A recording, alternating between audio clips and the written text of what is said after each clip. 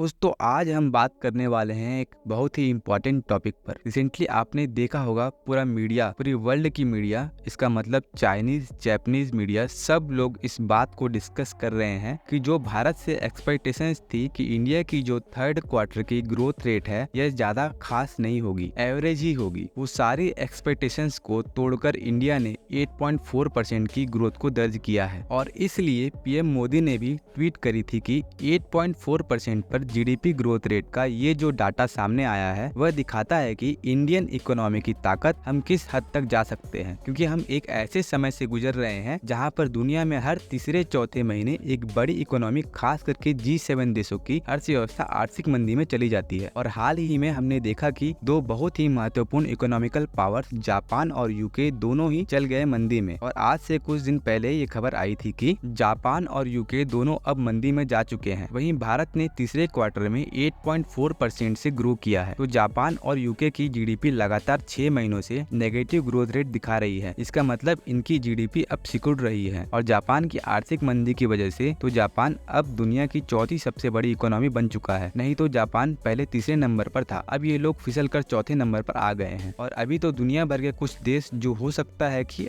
लंबे समय तक आर्थिक मंदी में चले जाएं। वैसे देखा जाए तो 5 से 6% नेगेटिव ग्रोथ रेट ज्यादा खराब नहीं है, जिसको ठीक किया जा सकता है। अगर सभी देश लगातार मंदी में जाएंगे तो इंडिया को भी प्रॉब्लम आ सकती है। कहीं ना कहीं हमारे एक्सपोर्ट्स को चोट पहुंचेगी, क्योंकि हम $11 बिलियन के एक्सपोर्ट्स करते हैं यूके को, और जापान को $5.5 बिलियन के एक्सपोर्ट्स करते हैं। जर्मनी भी हो सकता है कि आर्थिक मंदी की तरफ फिर से जा रहा है, जर्मनी को भी हम $10 बिलियन के एक्सपोर्ट्स करते हैं। और ऐसे समय में जब पूरी दुनिया आर्थिक मंदी की ओर जा रही है, तब इंडिया 8.4% ग्रोथ करता है, तो पूरी दुनिया इंडिया को सलाम करने में मजबूर हो जाती है। आपकी जानकारी के लिए बता दूं कि 8.4% तीसरे क्वार्टर का है। दरअसल साल में 4 क्वार्टर्स होते हैं, तो यह फाइनेंशियल ईयर 2023-24 में तीसरे क्वार्टर का है, जहां पूरी देश व कुछ फाइनेंशियल इंस्टीट्यूशंस का अनुमान था कि इंडिया 6.8% पर या फिर 6.7% पर ग्रोथ करेगा, पर सबके अनुमान को चौंकाते हुए इस फाइनेंशियल ईयर में 7% पर पहुंच जाएगा। और वही हमारे दुश्मन चीन की बात करें तो